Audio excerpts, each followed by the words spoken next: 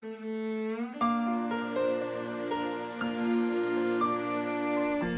12-нд Гахай сарын 1-нд сагаан нохойудар итгэл хам буламын сургаал.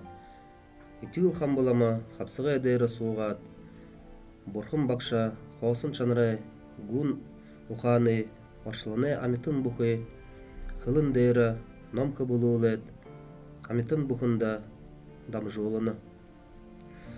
Ном судалхаас илүү юм үгүй гэж айлда.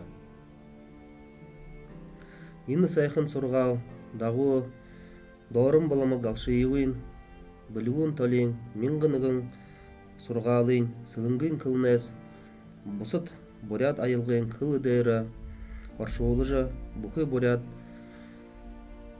зон амархан аялгах эрхтэй болно.